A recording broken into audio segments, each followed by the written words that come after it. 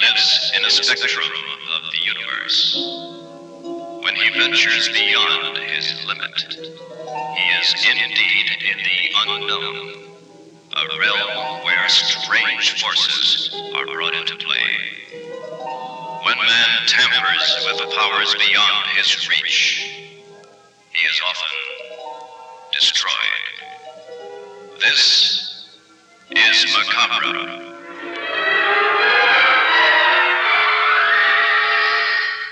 The Far East Network presents in special performance, Macabre. Tonight's story, The Edge of Evil.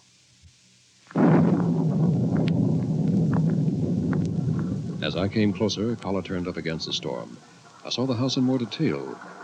It was a house out of the past. Towers, turrets, bay windows, gingerbread scroll worked like rick-rack on a spinster's bodice.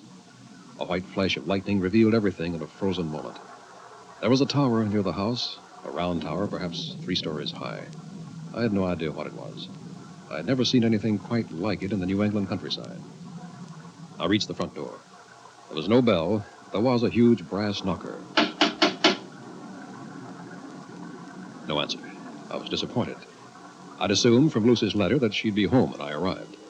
And I didn't like the idea of walking back to the station in this thunderstorm. I knocked again. The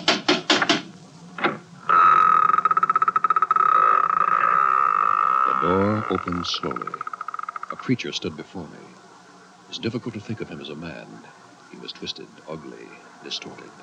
His eyes were bright, and they fastened themselves upon me like sharp pins. Yes? I'm Jerry Mayer. You're not Professor Narvick, are you? No. Isn't it obvious? Is the professor here? Is Mrs. Narvick here? Come in.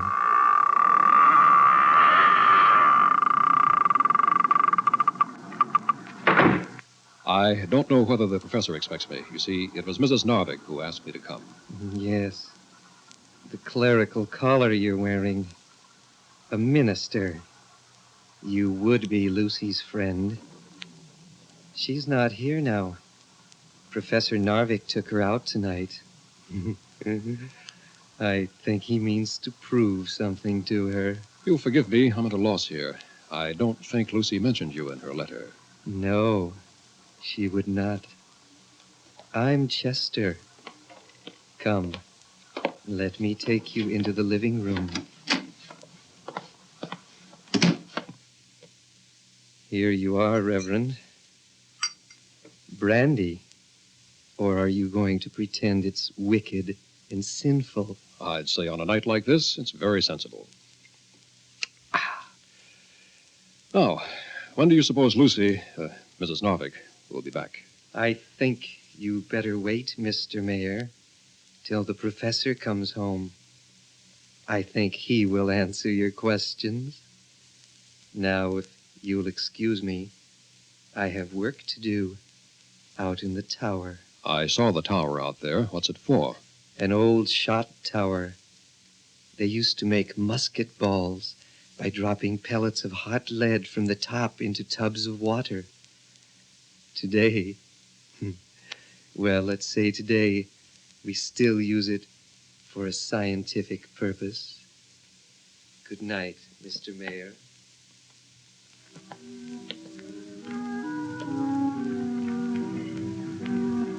As I sat there in that huge old-fashioned living room, I suddenly became aware of some strange presence. What I felt was almost impossible to describe. Not sound, not sight, not touch. It was feeling, pure inner feeling. There was something evil in this room.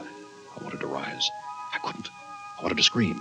My throat was paralyzed. The room began to spin. An evil force swirling tornado-like all about me. The edge of blackness. The edge of evil. I opened my eyes. I was in the same chair. I don't know how long the blackness had been all about me. A dim face swam in front of my eyes. Then suddenly, it took form. Jerry Mayer. Oh, Jerry, I'm so glad to see you, even if I did find you fast asleep. Oh, yes, sleep. I must have dozed off. I'm sorry, Lucy. Nonsense, Jerry. Don't apologize. You're here. That's all that counts. Yes, I guess I am.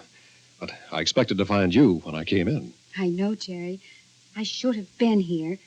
Richard insisted I go with him to a lecture. It was very dull. Where is Richard, Dr. Narvick? Oh, he'll be here in a moment. He wanted to see Chester out in the tower.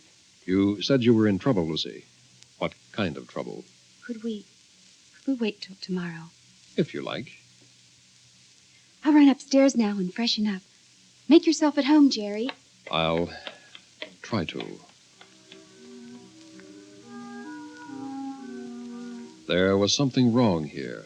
Something wrong with the house. Something wrong with Lucy. As I took a few aimless steps in that old living room, a figure suddenly appeared in the door. A tall man of 45 or so, lean, dark, saturnine. I needed no introduction to know that this was Dr. Narvick, Lucy's new husband. Good evening, Mr. Mayor. Lucy has told me all about you. You'll forgive me if I fail to show enthusiasm. Ordinarily, an old friend of Lucy's would be welcome. What disturbs me, I'm afraid, is the reason you've come. That would make you pretty perceptive, Dr. Narvick. I'm not sure of the reason myself. It's clear enough. You are here because of Lucy's ridiculous superstitions. I'm here because she seems to be afraid of something. Let us state the case correctly. Because she imagines she's afraid of something. She thinks there is some sort of apparition, some sort of evil presence in this house. She may have reason to think it. Allow me to correct you. There is nothing that has not been explained, or at some future time will not be explained. I do not expect you to agree. But Lucy is my wife, Mr. Mayor. I will not have my wife in the grip of savage superstitions. I see. And now, since I have some difficult research tomorrow, if you'll excuse me, I will take some sleep. Good night, Mr. Mayor. Good night, Dr. Narvick. Maybe we'll both see things differently in the morning.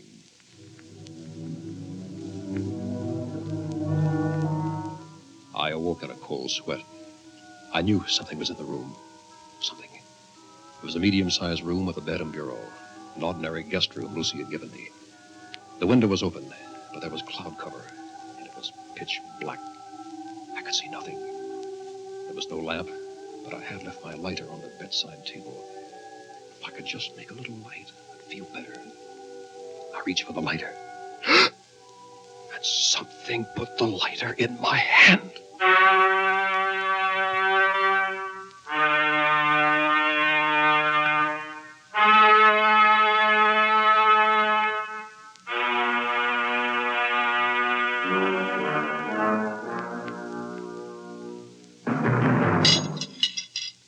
More eggs and bacon, Jerry? No, this is plenty. Go on with your story. Well, I suppose this is a good chance to tell it. You see, Jerry, I really did love Richard when I married him. I looked up to him, admired his brilliant mind. He is brilliant, you know, has a worldwide reputation as a physicist. Mm-hmm. Go on. Well, Dick bought this old house because it was near the university and because it was a bargain. You see, it's supposed to be haunted. And do you really think it is? Jerry, you know why I really called you, don't you? Because you needed help. A special kind of help.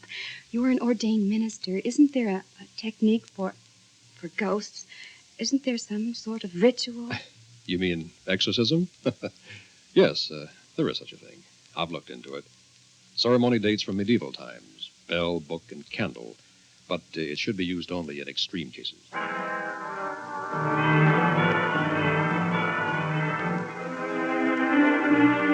That day, I examined the old house from top to bottom. I found nothing unusual. In the afternoon, Lucy called to say she'd be delayed at a faculty wives' dinner. Dr. Narvick was still at the university. As darkness fell, I found myself once more alone. I went to the big living room, opened a book, and sat in a Victorian chair. I suppose I had read a chapter or two when it happened. Once more, I was aware of something. Some evil presence in the room. This time it was more than simply a feeling of evil. This time I heard something. It was a human voice. But what kind of human? I couldn't say. I rose and began to look all around the room. I looked in every corner. The walls, at the ceiling. All the doors and windows. There was a small closet in one corner of the room. I stepped there and opened the closet door. A human skull stared out at me from that closet. From From its grinning mouth came the horrible sound of someone in pain.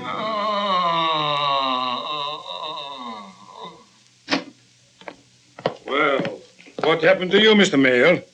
Don't tell me my wife has also got you believing in ghosts. Dr. Narvick, there is something very strange going on in this house of yours. Really? I'm afraid there's nothing I find strange. Would you care for a drink, Mr. Mayor? Not now, thank you. Then you don't mind if I have one? No. I think we'd better have a talk. That's exactly what we're doing, is it not? Dr. Narvick, there's a small closet here beside me. Have you looked into it recently? No, I don't think so. Why? Suppose you look into it now. Very well, if you wish. Well? Well, what? What do you see there? Just an old skull? Just an old skull? Do you have one in every closet? My dear Mr. Mayor, it is a skull I got from the medical department when I was doing research on radioactive carbon in bone matter. Dr. Narvick, that skull moaned. Now, don't look at me like that. I heard it moan. Before it did, there was a presence in this room. Something evil. Yes. No doubt you felt something. But it will have an explanation. Perhaps something as simple as indigestion, eh? What have you been eating? Nothing unusual. Chester gave me a glass of brandy when I came in out of the rain. That's all. Brandy, eh? Well, there could have been something in it. Here, let us look at the bottle. That's strange. I was sure I had a bottle of brandy here. It was here last night. No matter, we'll find it. Perhaps Chester took it with him to the tower. Oh, in that case, I think I'd better have a talk with Chester. Mr. Mayor, please. I do not like to be an ungracious host, but I'm afraid I will have to forbid that. Why? Chester is doing important research in the tower. I do not want him disturbed. And speaking of research, I have my own work to do. You will excuse me, eh? I have nothing against you personally, Mr. Mayor. But there is one thing you must understand. Yes? There is nothing I will not do to change Lucy to my way of thinking. Good night, Mr. Mayor. Sleep well, if you can.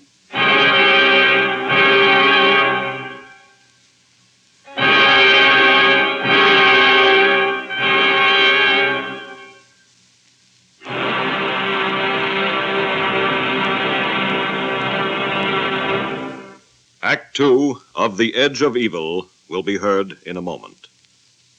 To save your life, you can't beat a seatbelt and careful, courteous driving. The National Safety Council says strong seatbelts, properly installed, are friends for life on today's hectic highways. Now, Act Two of The Edge of Evil.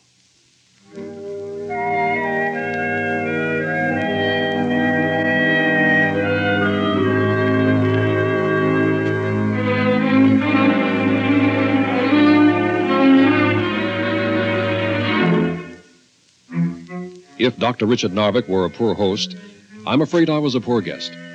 I couldn't quite obey his wishes to stay away from the tower. That night, when everyone was asleep, I slipped from my room and went outside. It was only a short walk across the lawn to the tower, and by now the cloud cover had cleared and there was faint moonlight. There was a large wooden door at the bottom of the tower. When I tried this, it opened.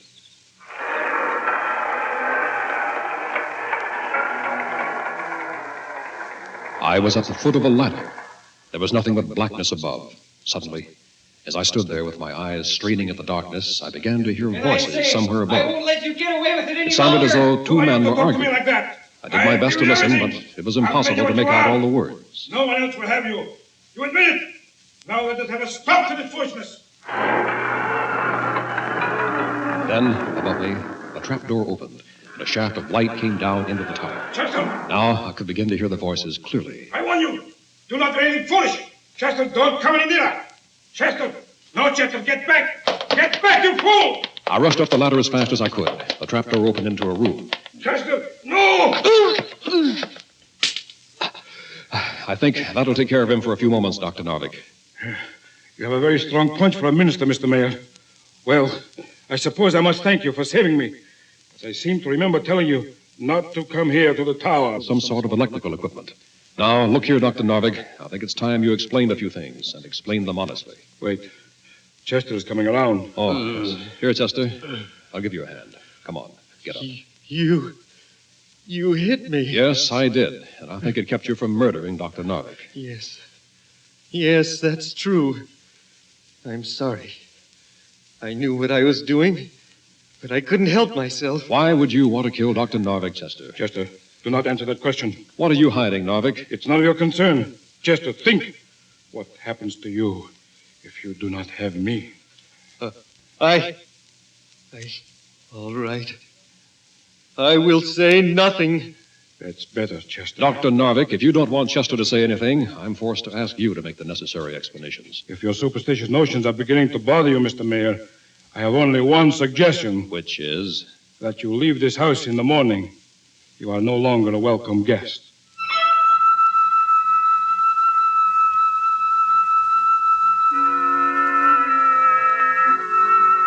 When I reached the house again, I headed for my room. Then I noticed a light in the living room, shining through the cracks of the door. I started toward the living room, casually enough. Suddenly... Lucy! Lucy, are you all right? Here, I'll help you up on the floor. It's all right, Lucy. You're all right now. It's closing in on me. It's closing in on me. Take it easy. Here's some water. There. That better? Jerry, what happened? I heard you scream and rushed in. I found you lying here on the floor. Oh, Jerry, it was horrible. I don't know what it was. The room was pressing in on me, and the air was filled with something black and evil. Oh, Jerry. Lucy, stop it. Lucy. Oh, I'm all right. I'm sorry, Jerry. I just don't know if I can stand it any longer. And I don't know if I can either. Lucy, I know it's late at night, but certain things have to be said. I'm going to say them right now. Your sanity won't hold up under this. But what can I do? You'll have to leave this house, Lucy. Leave? Where will I go? I don't know. Have you any friends in town? No, I suppose I could find a place to stay, but it seems like running away. And in spite of the way Richard feels, it isn't really fair to him. There's an alternative, then. Convince your husband that you both have to move. Let him sell the house. Yes, sell the house. That's very clever, Mr. Mayor. You know very well, of course, I would never sell this house. I'm afraid I don't see anything logical in keeping Lucy in this house. Not if you love her. But you're mistaken, Mr. Mayor. Every act of mine has been the most logical possible behavior. And now, I'm going to prove it to you. To both of you. Richard, I don't understand. You will in a moment. Care to have a drink with me, Mr. Mayor? No, Lucy? I don't think you. Very well. I'll have one for myself, if you'll excuse me. You see, Mr. Mayor, I am a scientist. Throughout history, scientists have been destroyed by superstition. I find it unbearable that my own wife should be superstitious. I decided to prove to Lucy once and for all that what we call mysteries, spiritual matters, may invariably be explained in terms of the real and physical world. I'll be interested in that proof, too. Of course, Mr. Mayor. Incontrovertible proof, scientific proof. You are familiar with scientific method? I know it well enough. It has its uses, and at times, its dangers. We shall see. I wonder if both of you will return to the tower with me. If you wish. Richard, do we have to go out there? The tower? It frightens me. I think this time, my dear, you'll find that the tower will merely educate you. Come.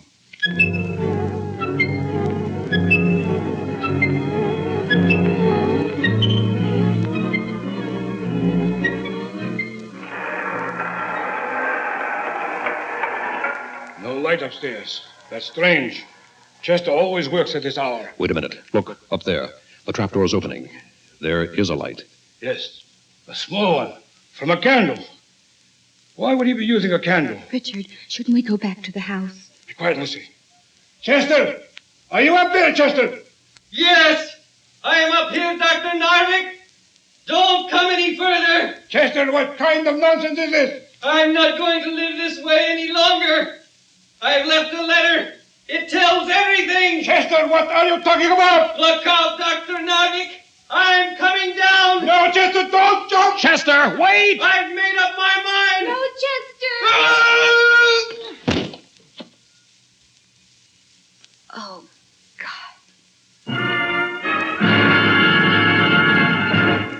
Well, Lucy, Mr. Mayor, you've read Chester's suicide note. Now you know the whole story. We'll go back to the house, call the police. But first, I want you both to have a good look at the laboratory here on top of the tower. It is part of what I wish to explain. Let me get everything straight now, Dr. Narvick. You kept Chester here because of his brilliant theories, and you passed them off as your own? Take a good look at this laboratory before we return to the house. I cannot expect you to understand this equipment, but to oversimplify, these are oscillators that generate supersonic waves.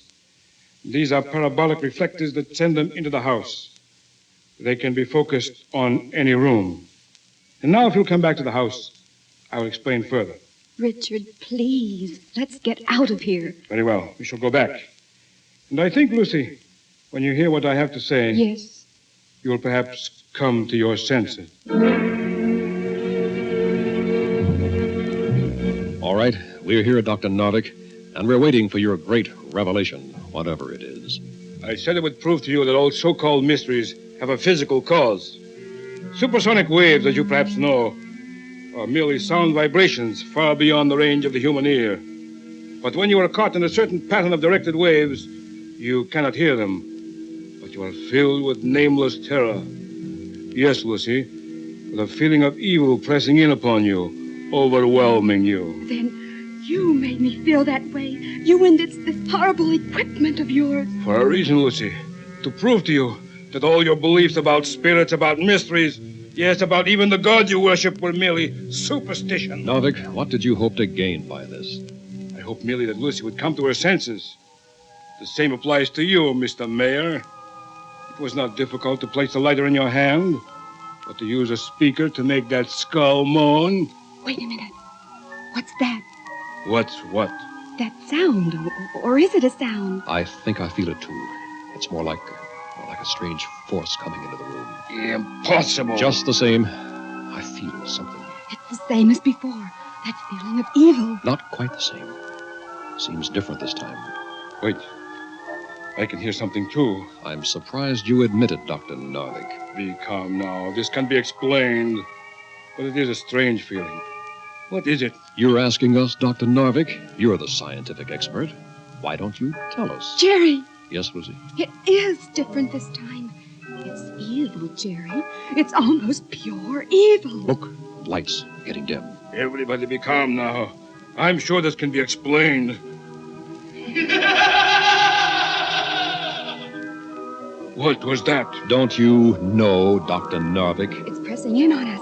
Whatever it is, it wants to kill us. Impossible. Lucy's right. I can sense it. It wants to kill us. Impossible. Impossible.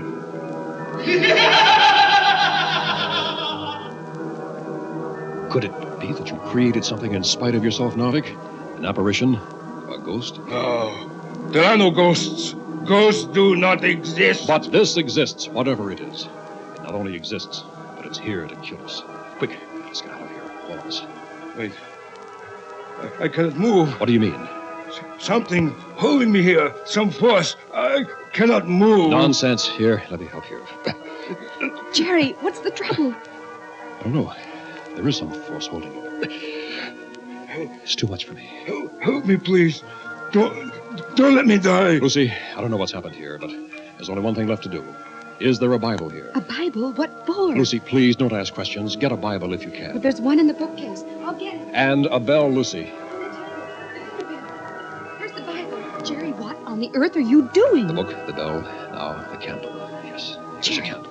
That's what you use for exorcism. That's right, exorcism. The ancient ceremony to drive away an evil spirit. But Richard just explained it was his machinery in the tower. Maybe, but maybe something else has happened now.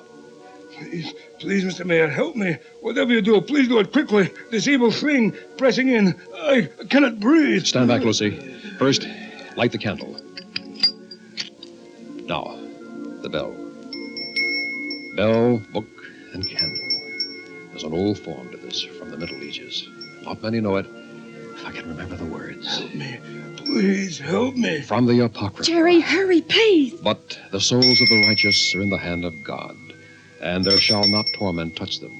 In the sight of the unwise they seem to die, and their departure is taken from misery, and their going from us to be utter destruction. But they are in peace, For though they be punished in the sight of men, yet is their hope It's full of going immortality. away. That terrible, evil presence. I think it's leaving now. Yes, it's leaving us. You're right, Lucy.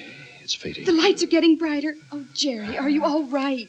I think so. It took all my strength. Jerry, look. Narvick, what is it? Look at his face, Jerry. Narvick, the look of death. It got to him. Whatever it was, it got to him. Narvick.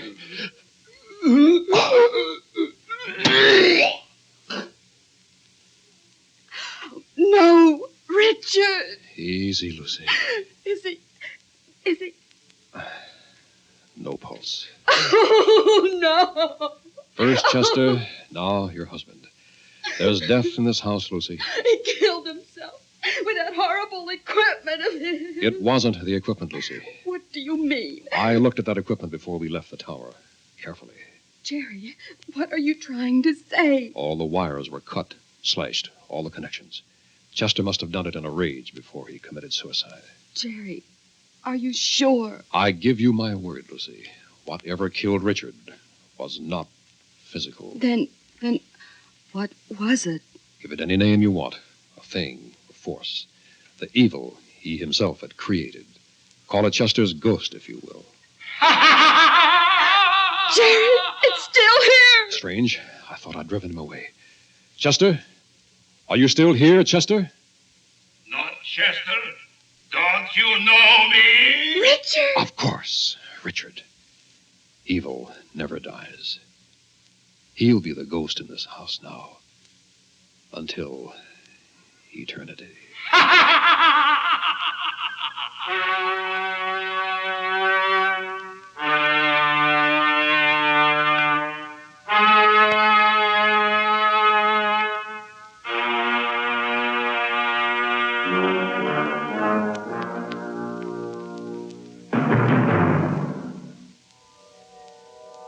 You have just heard Macabre, a special Far East Network presentation. Tonight's story, The Edge of Evil, featured John Buey as Dr. Narvick, Mitzi Hennessey as Lucy, Milton Radmilovich as Chester, and William Verdier as Jerry. Technical supervision by Hiroshi Ono, with sound patterns by Airman First Class James Connalley.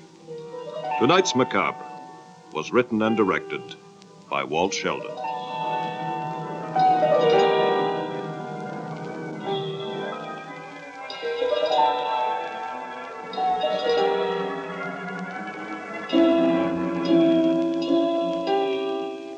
Macabre comes to you each week at this time through the worldwide facilities of the United States Armed Forces Radio and Television Service.